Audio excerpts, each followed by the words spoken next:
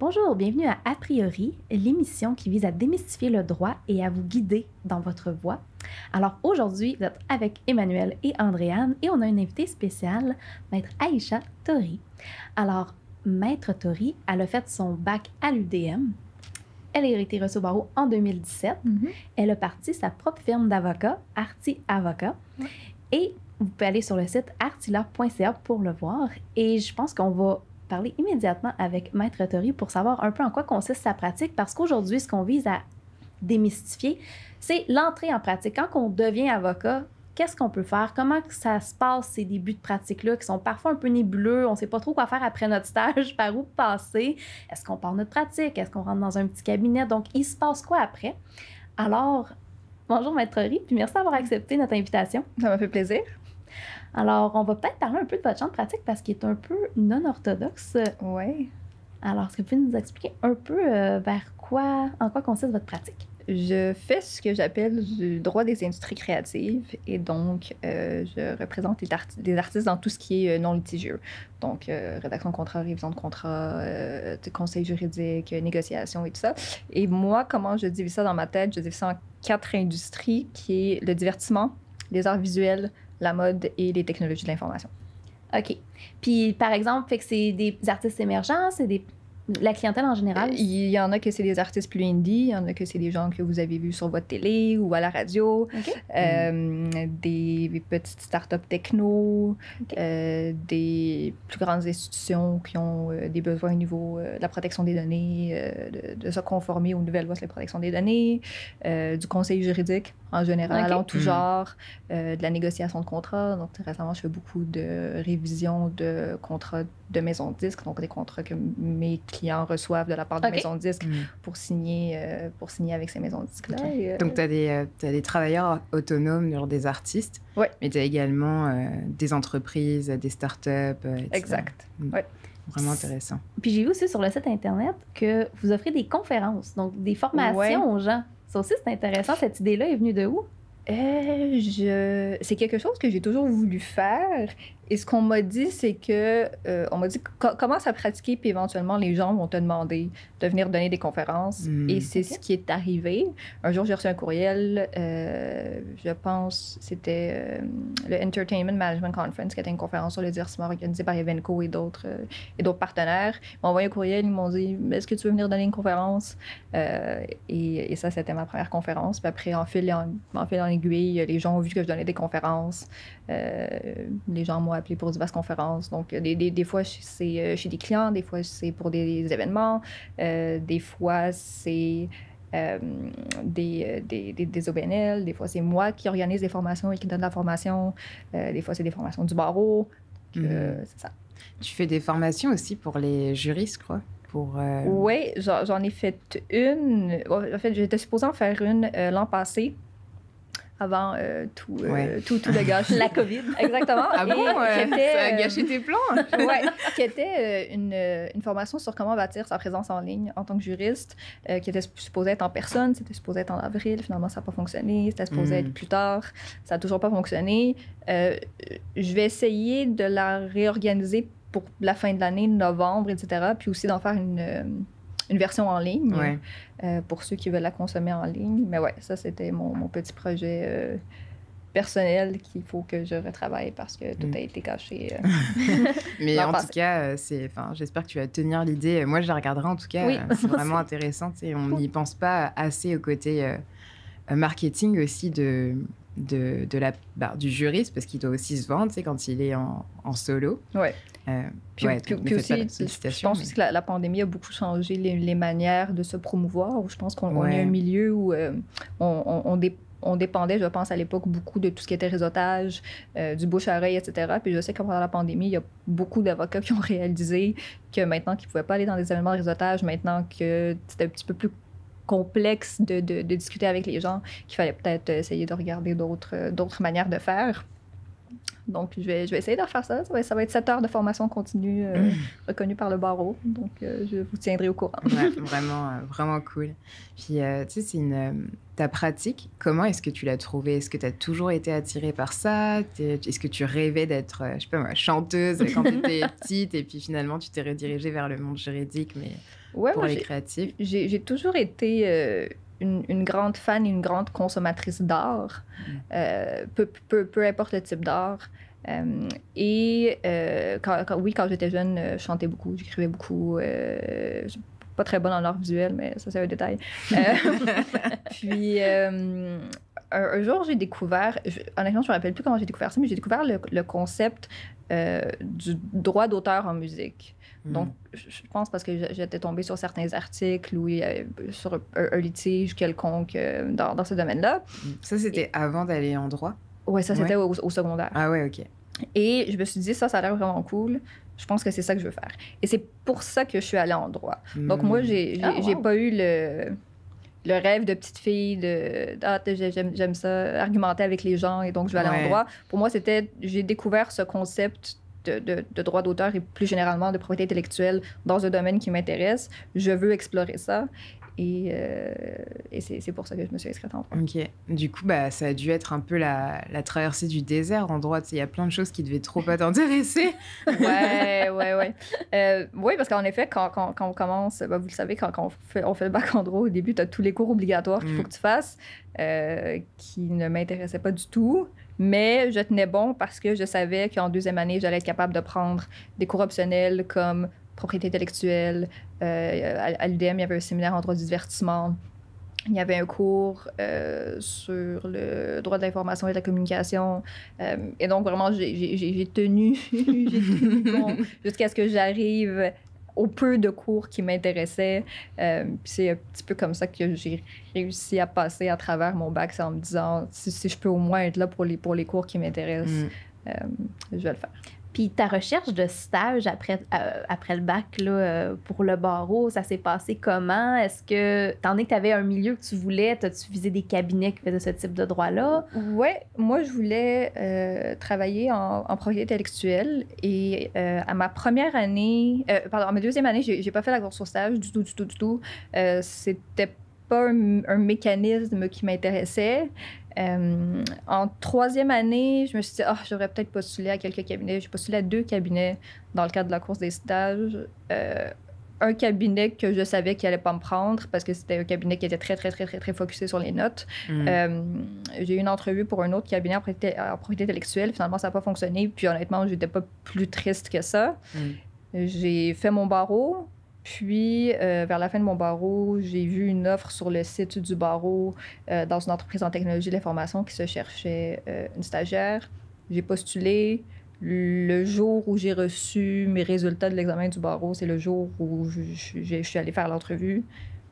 Puis pour moi, c'était aussi simple que ça. OK. Ouais. OK. Donc, c'est bien. Puis, fait qu'en gros, tu t'es pas arrêté au fait que tu n'avais pas eu un stage à la course au stage. Tu t'es dit, je verrai, puis tu savais c'était quoi ta ligne, puis tu as juste continué. Ouais, puis je sais pas si c'était naïf de ma part de penser comme ça, mais je m'en faisais pas trop, honnêtement. Ouais. Ah non, c'est vrai. Moi aussi, je l'ai vu assez, franchement, assez relax. Même si, quand j'ai fait la course au stage, après, j'étais vraiment genre déçue, bizarrement, parce que je voulais même pas faire la course au stage avant. Mais après, on prend ça relax, puis ça veut pas dire qu'on va être au chômage après. Non, exactement, non, en effet. Puis t'as dit quelque chose qui m'a particulièrement... qui m'a parlé beaucoup à moi. T'as dit, je savais qu'il allait pas me prendre à cause des notes. Oui. Donc, justement, t'avais probablement pas toutes des A+, tout le temps. Non, j'avais pas du tout des excellentes notes. J'avais de très bonnes notes dans les cours qui m'intéressaient. Donc, propriété intellectuelle, j'avais eu des super bonnes notes, droit d'information, de la communication, etc. Tous ces cours-là, j'avais eu d'excellentes notes. Les autres, moins parce que ça ne m'intéressait pas. Mais je pense que j'ai réalisé très tôt que les notes allaient pas être l'élément qui allait me distinguer de mes pairs. Et donc, je me suis concentrée sur d'autres choses. Donc, mes activités extracurriculaires, comment est-ce que je démontrais mes intérêts, comment est-ce que je démontrais au cabinet que je visais ma curiosité envers les domaines de pratique dans lesquels ils travaillaient. Comment tu l'as fait, justement? Plusieurs choses. Quelque chose que j'ai fait en deuxième année, j'écrivais des billets de blog sur la propriété intellectuelle pour le blog de Osgood, qui est la faculté de droit de Toronto. Ils avaient un blog sur la propriété intellectuelle. Ils se cherchaient des étudiants pour écrire pour écrire des billets de blog. J'ai postulé, ils m'ont pris. Et donc, pendant 2 ans, chaque semaine ou chaque 2 semaines, j'écrivais des billets de blog sur à peu près tout ce que je voulais, parce que vraiment, ils me laissaient carte blanche, en autant que ça soit un petit peu d'actualité, mais que ce soit du droit américain, que ce soit du droit québécois, que ce soit du droit de d'autres provinces canadiennes. Okay. Ils me laissaient écrire sur ce que je voulais.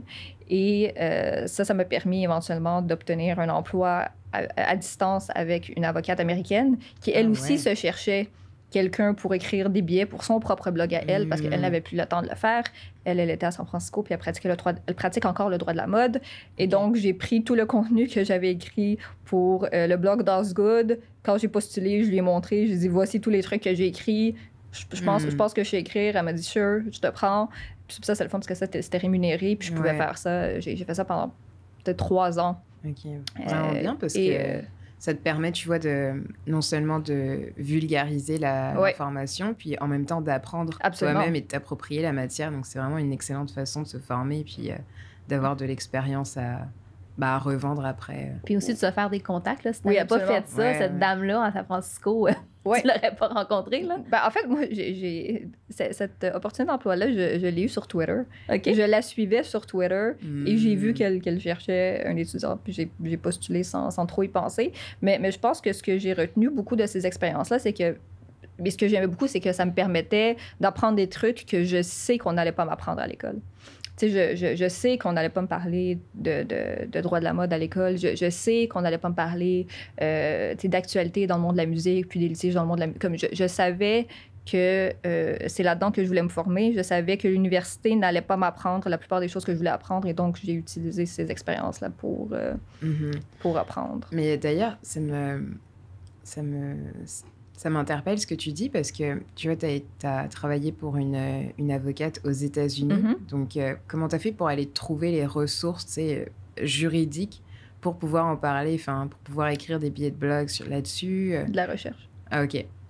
Autodidacte. Honnêtement, c'est ça, parce que ce qui arrivait souvent, c'est par exemple, elle me disait « Ah, j'aimerais ça que tu écrives un article sur les tech packs. » Je sais pas c'est quoi un tech pack. Parce que là, c'est la première chose à faire. OK, c'est quoi un tech pack?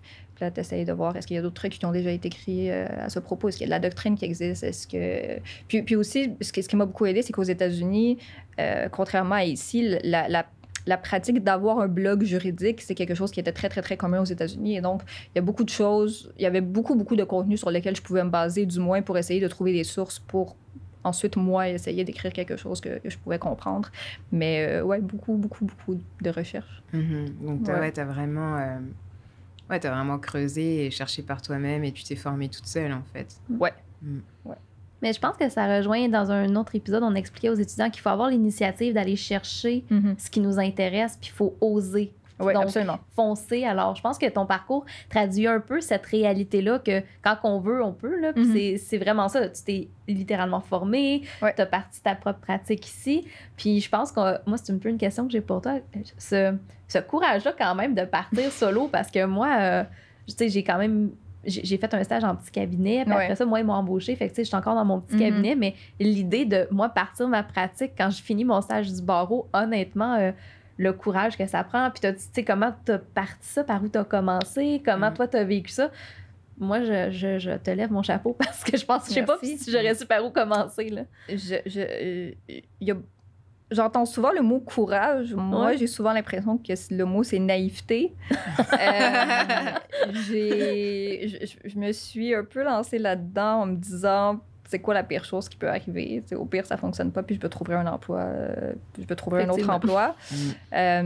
Puis, de toute façon, quand j'avais commencé à pratiquer, il y avait déjà beaucoup de cabinets qui voyaient ce que je faisais, puis qui m'approchaient pour me donner des emplois. Okay. Puis, à chaque fois, il fallait que je dise comme non, comme, je suis en train de bâtir ma propre pratique, puis je fais pas juste ça parce qu'il y a personne d'autre qui m'offre un emploi, je fais vraiment ça parce que c'est ce que je veux faire. Et donc, à aucun moment, j'aurais pas eu la chance d'aller dans un cabinet. Donc, je me suis toujours dit, le jour où je vais décider d'arrêter ou le jour où je vais décider que je vais réaliser que ça ne fonctionne pas, je sais que je vais avoir d'autres avenues qui vont s'offrir à moi, puis ça va être correct. Et donc, c'était peut-être naïf de ma part de penser ça, mais c'est comme ça que j'ai réfléchi. Puis, c'est pas courage, naïveté. C'est comme ça que je vais appeler ça. Pourquoi tu voulais... justement, tu sais, pourquoi est-ce que tu voulais avoir ta pratique et ton cabinet plutôt que d'aller travailler pour d'autres? Ouais, ben je pense que j'ai compris assez tôt que la vie de cabinet privé, c'était pas pour moi. Donc, j'avais des amis qui travaillaient l'été dans des cabinets. J'ai entendu des histoires. J'ai vu un peu... J'ai rencontré des avocats en cabinet privé, etc. Puis j'ai vite compris que c'est pas un mode de vie que je voulais avoir. Et donc, après ça, il y a 2 alternatives. Il y a, tu travailles en entreprise, en contentieux, ou tu démarres ta propre pratique. Moi, j'ai fait mon stage en contentieux. Et bien que niveau équilibre vie-travail, c'était phénoménal, puis j'aimais vraiment beaucoup cette entreprise-là, il y avait quand même beaucoup de trucs qu'un avocat en contentieux devait faire qui ne m'intéressaient pas. Comme quoi, par exemple? Ben, je me rappelle, moi, l'entreprise où je faisais mon stage, l'avocat, c'était un petit peu la personne go-to. Donc, il y avait... tu sais, s'il y a un litige avec un employé, ben, c'est toi qui t'occupes de ça. Si quelqu'un doit venir visiter pour remplacer les tapis, tu sais quoi, puis c'est lui qui s'occupait de ça. Parce que c'est un peu la personne qui savait tout. Si tu as un problème avec le proprio de l'immeuble, c'est toi qui t'occupes de ça. Si tes employés ont des problèmes d'immigration, c'est toi qui dois t'occuper de ça, parce que c'est pas mal juste toi qui... Et donc, bien que c'était une expérience super enrichissante puis que ça m'a permis de faire beaucoup de choses, je voulais pas me retrouver dans une situation... Ouais, c'est peut-être horrible à dire, mais... avocat généraliste. Ouais, c'est ça. Je voulais pas me retrouver dans une situation où je devais travailler sur des trucs sur lesquels je ne voulais pas travailler. Ouais. Et donc, l'alternative qu'il me restait, c'était de partir ma propre pratique. Et pendant que... C'est une idée à laquelle j'avais pensé pendant que j'étais à l'université et au barreau. Puis c'est une idée qui a évolué pendant que j'étais en stage 1 parce que j'avais compris que je voulais pas rester là puis qu'être en contentieux, c'est peut-être pas ce que je voulais faire. Mais aussi parce que j'avais l'impression qu'il y avait un manque dans l'offre de services juridiques aux créatifs. Puis quand je dis aux créatifs, je veux pas juste dire aux artistes dans le sens le plus traditionnel du terme ou aux gens dans le milieu du divertissement, mais il y avait toute une industrie de ce qu'on appelle l'infopreneuriat, qui est des gens qui créent du contenu en ligne, des formations, etc., puis qui monétisent ça. Puis j'avais l'impression qu'il y avait beaucoup de sections, beaucoup de segments des créatifs qui ne voyaient pas quelque chose qui leur intéressait sur le marché juridique. Et donc, je me suis dit, moi, j'aimerais essayer de combler ce vide que je vois en ayant, oui, des connaissances en divertissement, mais aussi en technologie, avoir des connaissances en art, avoir des connaissances en droit de la mode, etc. Puis de regrouper un petit peu ça, puis d'être capable de naviguer comme ça à travers plusieurs dossiers. Parce que souvent, ce qui arrive, c'est que les dossiers il n'y a pas juste un type de droit, souvent, dans les dossiers. Puis surtout dans ce genre d'entreprise-là, il y a souvent un mishmash de types de droits, puis je voulais être capable de répondre un peu à tous ces besoins-là en une seule pratique. Puis, encore une fois, ma question qui revient toujours, c'est comment on fait pour se former et en fait se sentir assez légitime pour ensuite tu vois, donner l'information ou les conseils juridiques à un infopreneur. C'est des gens qui font du contenu en ligne. C'est quoi concrètement le droit? Comment tu le trouves? Puis comment tu tu dépasses ton sentiment d'illégitimité? Déjà, je pense que le syndrome de l'imposteur, c'est quelque chose qui va toujours être là. Je pense peu importe avec combien d'années que tu pratiques, ça va toujours être là. Ensuite, moi, j'avais décidé très tôt que je voulais pas faire de litige. Et je pense qu'une des raisons pour lesquelles je me sentais confortable de lancer ma propre pratique, c'est parce que je savais que j'allais pas faire de litige. Je pense que si j'avais voulu une pratique centrée sur le litige, j'aurais été beaucoup moins confortable de me lancer aussi jeune et aussitôt dans ma carrière parce que j'aurais l'impression qu'il y a encore trop de choses à savoir.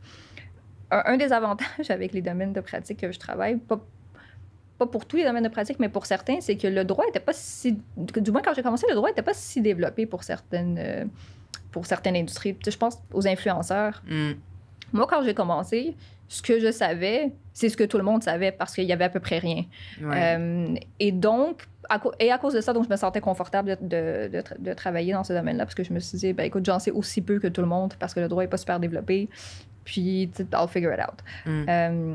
Et pour ce qui est des arts, le divertissement, honnêtement, encore de la recherche. Donc, je lisais énormément de doctrines, énormément de jurisprudence. Je faisais beaucoup de recherches. J'avais travaillé aussi j'avais travaillé pour un centre d'art contemporain, justement pour apprendre un peu comment ça fonctionne, le monde des arts visuels, etc. Même si c'était pas du travail juridique, donc juste pour essayer de comprendre. Donc, préalablement à ça, j'ai essayé de m'immiscer dans certains domaines juste pour essayer de comprendre un petit peu mieux comment ça fonctionne. Puis après, honnêtement, c'est comme quand tu travailles pour un cabinet ou quand tu travailles en contentieux, t'apprends sur le tas. T'apprends sur le tas, puis je pense que mon expérience en contentieux m'a aidé à faire ce que je fais aujourd'hui parce que on en parlait tantôt, en contentieux, souvent, tu fais un petit peu de tout, puis c'est pas vrai que tu sais tout.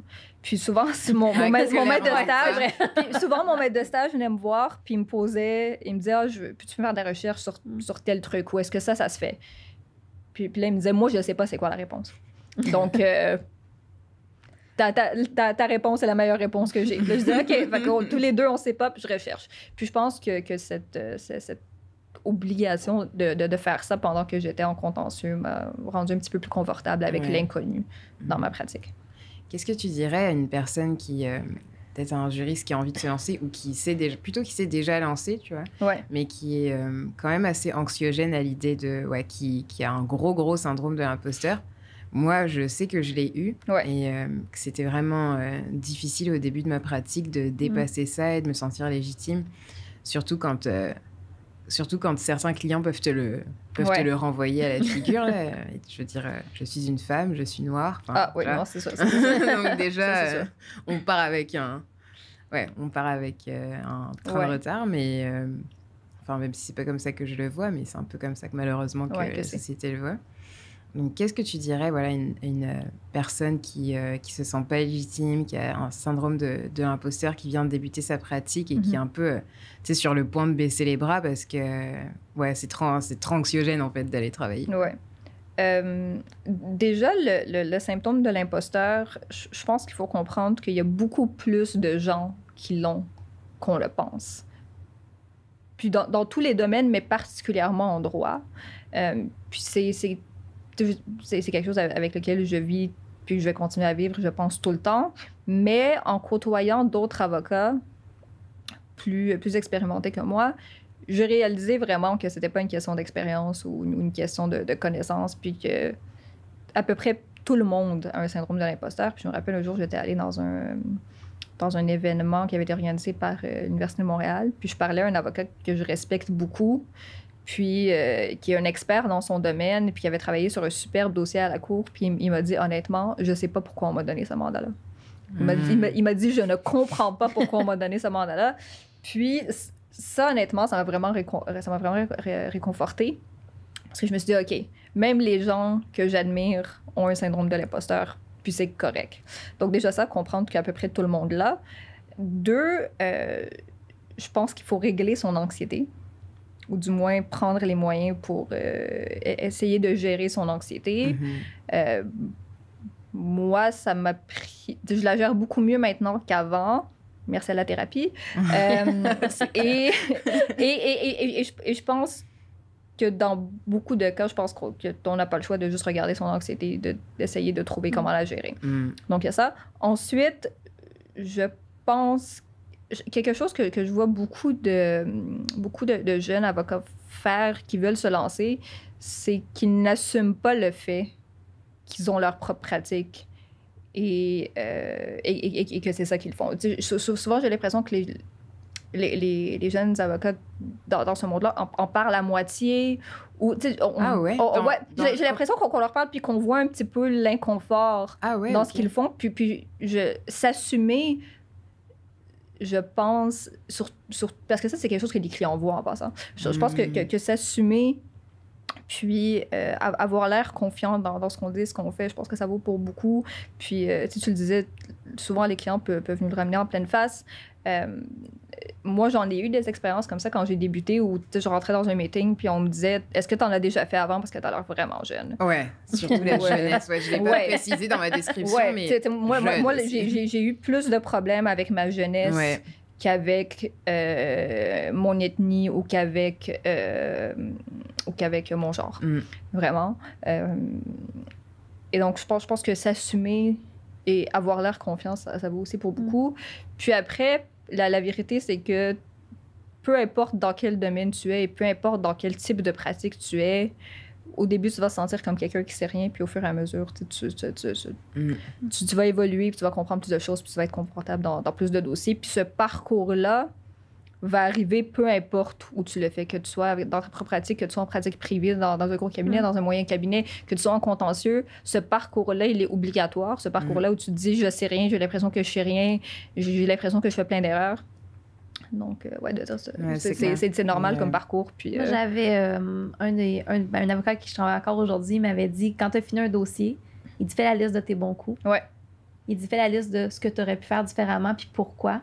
Super puis il dit, fais une rétrospection sur ce que tu fais, puis c'est comme ça que tu vas apprendre, c'est comme ça que tu vas voir où est-ce que tu peux faire un changement, mais aussi qu'est-ce que tu as bien fait. Parce que c'est important de valoriser puis de dire, OK, ça, je l'ai bien fait, je l'ai bien atteint. Parce que je pense, tu sais, comme tu dis, c'est un parcours, faut apprendre qu'on va peut-être rien savoir, puis on va finir par plus savoir. Puis ça revient sur quelque chose qu'Emmanuel me dit souvent. C'est quand tu as un avocat qui a 6 mois d'expérience, c'est pas moi qui l'ai dit. C'est pas moi qui l'ai dit. Que tu vas répéter. C'est Marie-Christine Kerouac, la directrice du PEMBA. Oui, OK.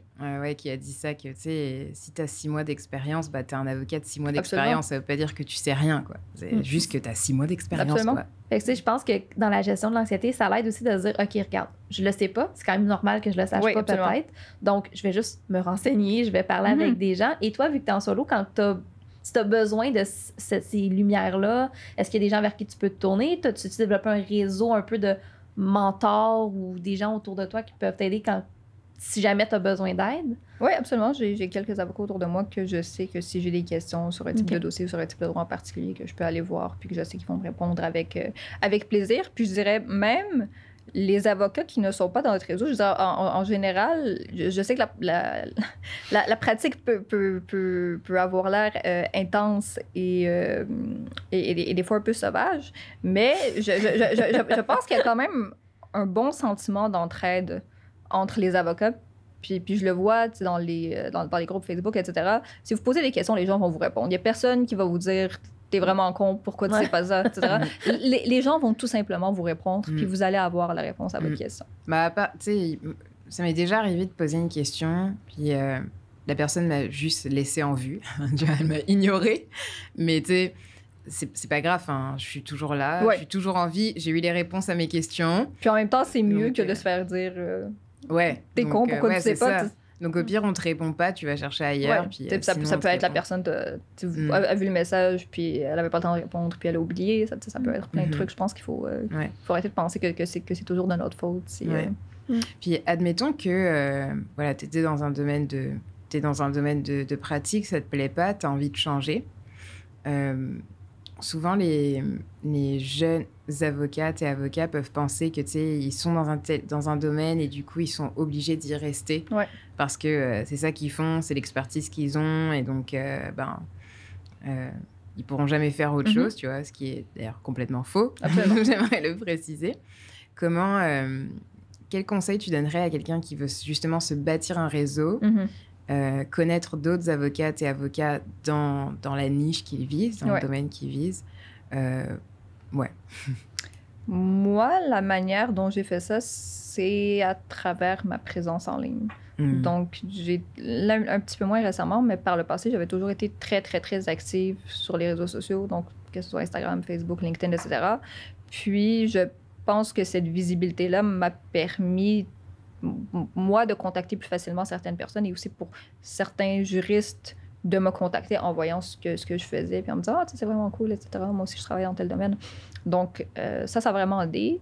J'aimerais bien dire événements de réseautage et tous ces trucs-là, mais moi, je suis horrible dans les événements de réseautage. Je suis horrible parce que je suis très introvertie. Et donc, moi, aller dans un événement de réseautage où je connais personne, je vais être dans un coin sur mon téléphone, puis c'est pas parce que je suis bête, c'est vraiment juste parce que je suis introvertie. Une fois que quelqu'un vient me voir puis me parle, là, c'est super facile, mais c'est pas pour moi. Ouais. Ça peut l'être pour les autres. Donc, si c'est quelque chose que vous aimez faire, réseauter, aller dans des salons de réseautage. La formation continue aussi en personne, ça, c'est un super moyen de rencontrer des avocats qui sont intéressés par les mêmes trucs que vous, vu que vous assistez à une conférence qui, je l'espère, vous intéresse. On rit juste pas pris parce que j'arrive au bout de mes 30 heures puis on rit, mais ça arrive. Moi, j'en ai vu.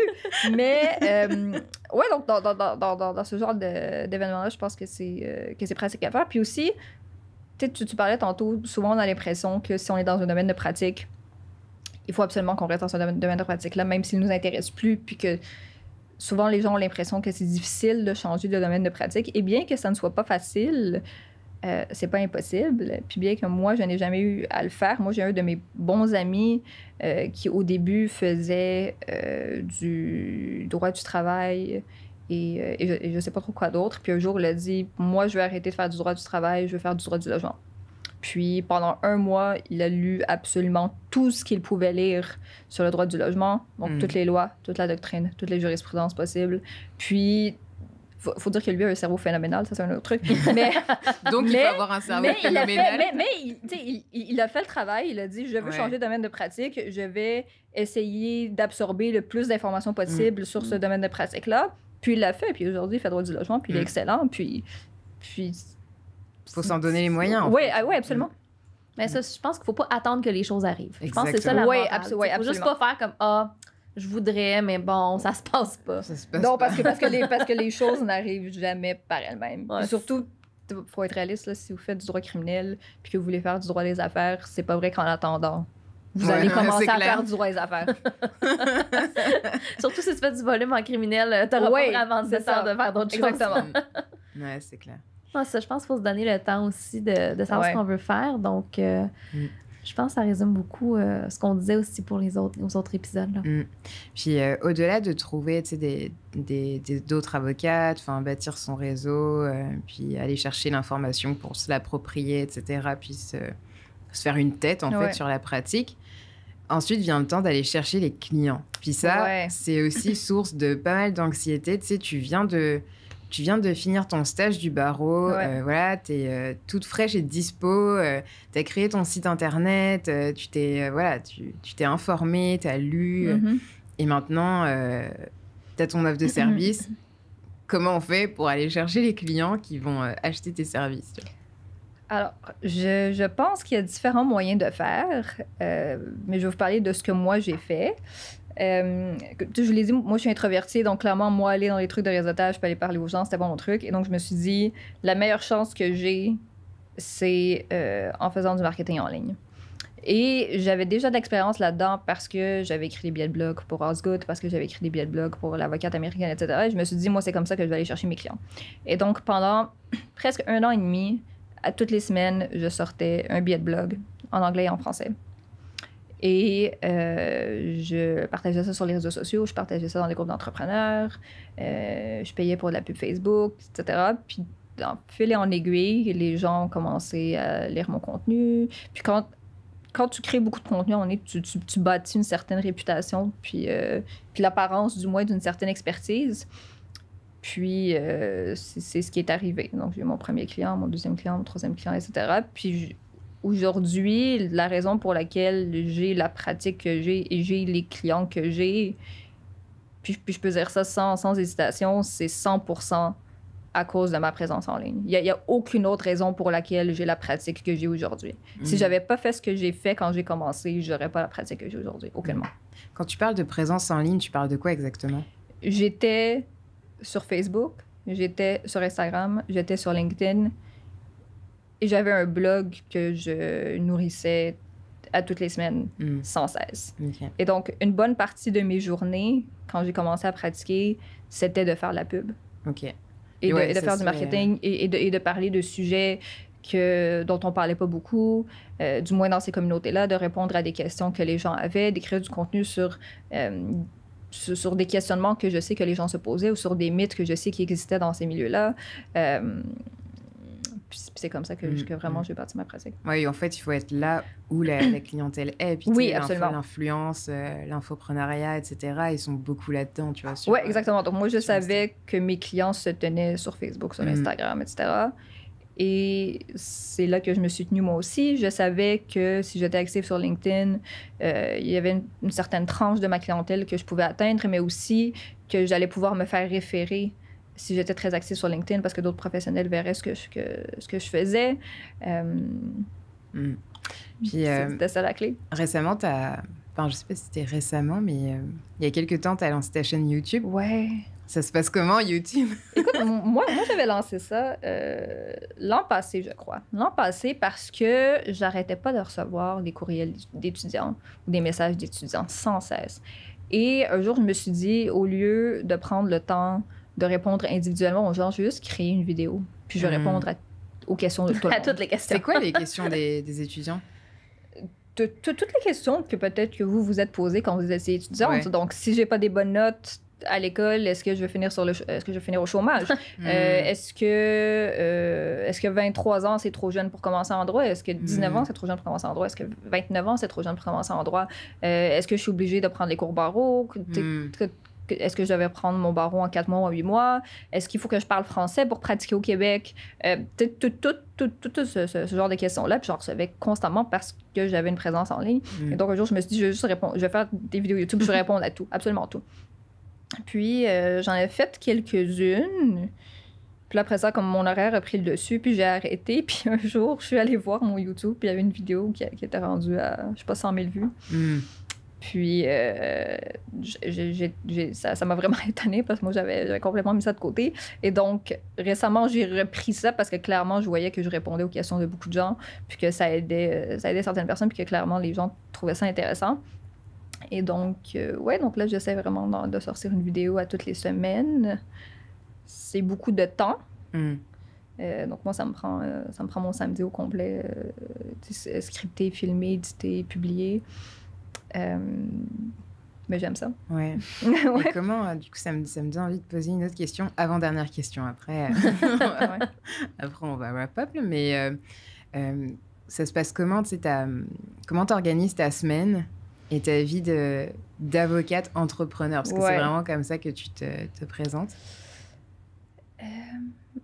J'essaie d'avoir des journées où j'ai aucun meeting. Donc, des journées vraiment où je peux juste me concentrer, produire du travail non-stop. C'est souvent les journées où je fais de la rédaction de contrat, de la révision, etc. Parce que je sais que tu vas pas être dérangé. Exactement, je parle à personne puis c'est correct. Donc, normalement, il y a comme 2-3 jours dans la semaine où j'ai pas de meeting.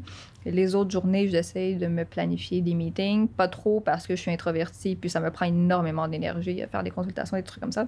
Donc, j'essaie de pas trop en planifier. Sinon, c'est une question de séparer son temps entre Aïcha, avocate, et Aïcha qui a une pratique juridique qui, quand je le dis comme ça peut sembler similaire, mais c'est vraiment pas la même chose. C'est pratiquer le droit et avoir une pratique, c'est vraiment deux choses différentes parce que là, tout d'un coup, t'as de l'admin à faire, t'as de la pub à faire, t'as de la comptabilité à faire.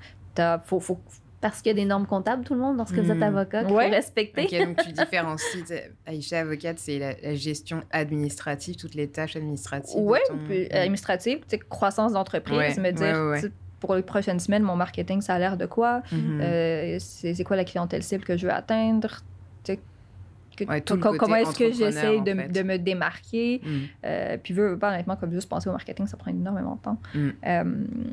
Puis après, il y a le côté Aïcha avocate. Donc, l'Aïcha qui répond aux courriels de ses clients, l'Aïcha qui fait des consultations avec ses clients, qui révise des contrats, qui gère ses clients, en fait. C'est pas la balance la plus facile à atteindre. Est-ce que tu as des fins de semaine? Est-ce que tu as du temps libre pour être juste Aïcha? Beaucoup plus qu'avant. Avant, j'avais beaucoup de misère à arrêter de travailler. Puis, ce qui arrivait, c'est que même quand j'arrêtais de travailler, j'étais anxieuse parce que je travaillais pas. Et c'est comme quand tu es étudiant, le stress de « je suis pas en train d'étudier ». Oui, exactement. Et donc, dans la dernière année et demie, j'ai vraiment appris à essayer d'avoir des fins de semaine où vraiment je ne travaille pas. Là, récemment, j'ai rajouté YouTube, mais pour moi, YouTube, c'est pas vraiment du travail. Honnêtement, ça me fait plaisir. Mais j'essaye de quand même avoir... Si je fais du YouTube le samedi, j'essaie d'avoir mes samedis soirs, d'avoir mes dimanches en entier, d'avoir mes vendredis soirs, etc.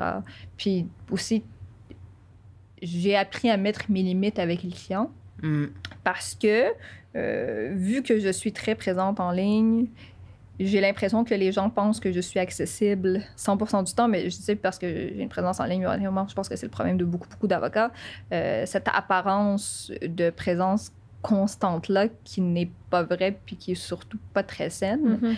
Et donc, tu sais, j'ai dû apprendre à ne pas répondre à mes courriels le week-end, à ne pas répondre à mes textos, à mes appels ou à mes courriels après une certaine heure, à comprendre c'est quoi vraiment une urgence. Parce que ça, c'est un truc... Au début, quand tu commences à pratiquer, tes clients te disent « Ah, c'est urgent, c'est urgent. » Puis là, tu dis « Ah, ben, ça doit être vrai. » mais après quelques années de pratique, tu comprends vraiment c'est quoi une urgence. Puis souvent, on les classe, les urgences. Oui, exactement. Puis tu comprends aussi comment faire pour comprendre si c'est vraiment une urgence ou non. Puis moi, ce que je faisais, ce que je fais encore pour mes urgences, c'est que je disais aux gens, si tu as besoin de ça, dans 2 jours, il n'y a pas de problème, mais voici combien ça va te coûter de plus que si tu me donnais 2 semaines pour le faire. Puis là, tout d'un coup, tu réalises que les trucs urgents sont vraiment pas si urgents que ça. puis il y a des situations où j'ai fait ça, où les gens m'ont dit « Aucun problème, c'est vrai que j'en ai besoin rapidement. » Puis là, à ce moment-là, je suis heureuse de le faire. Mais, si la composante monétaire est quelque chose qui te dérange trop pour l'intensité de ton urgence... Là, je me dis, OK, comme clairement, tu peux attendre. Ouais, c'est un bon moyen de jauger. Il faut tout que tu réorganises aussi ton horaire quand tu traites quelque chose en urgence que c'était pas prévu. Donc, ça déplace des choses, alors... Ben oui, absolument. Puis tu dis que toi, tu as besoin de ça dans 2 jours, mais oui, il y a des clients, ça fait 2 semaines, 3 semaines qui attendent pour quelque chose. Donc, comment est-ce que tu montres que ton truc est vraiment plus important que celui de tous mes autres clients? Ça, c'est des trucs qu'on apprend à faire. Je sais que j'avais dit avant-dernière question, mais cette conversation est bien trop intéressante. Donc, c'est pas grave, je vais juste continuer. Aujourd'hui, est-ce que tu dirais... j'imagine que tu es épanouie, en tout cas, ça s'entend, ça s'entend quand tu parles de ta pratique. Comment est-ce que tu vois le futur de Arty Avocat? Avant, quand on me posait cette question-là, ce que je disais, c'est que je voulais croître avec du personnel de soutien. Et aujourd'hui, maintenant que j'ai des adjointes, il y a des étudiants qui travaillent avec moi, je me rends compte qu'il y a une certaine partie du travail que je pense qu'éventuellement, il va falloir que je réfère à d'autres avocats qui vont travailler avec moi, puis que c'est peut-être la seule façon pour moi de croître de manière saine, parce que déléguer quelque chose à un autre avocat ou déléguer quelque chose à du personnel de soutien, c'est pas exactement la même charge mentale qui est délaissée. Et donc, j'ose espérer que dans les années qui suivent, je vais pouvoir engager d'autres avocats avec moi qui vont partager la même vision de ce que je fais. Et sinon, je suis en train de travailler sur des trucs marketing qui, je pense, sont vraiment plaisant et différent pour le milieu juridique. Je ne sais pas si ça va fonctionner avec ma clientèle cible, mais j'ose espérer que oui. Et donc, ça essaye d'explorer un petit peu au niveau marketing qu'est-ce que je peux faire pour me distinguer. Et j'ose espérer aussi avoir une balance vie-travail. Je pense que la mienne est déjà très saine en ce moment, mais qui est encore plus saine dans le futur. Puis pour finir, notre dernière question, qu'est-ce que tu dirais à la Aïcha qui commence en droit? T'aurais-tu un conseil à lui donner, puis même à nos étudiants qui nous écoutent, là, qui commencent, qui sont au bac en droit, qui viennent de rentrer, puis ou les jeunes qui viennent de terminer le barreau? un conseil en mode maître Yoda, tu vois. Ouais.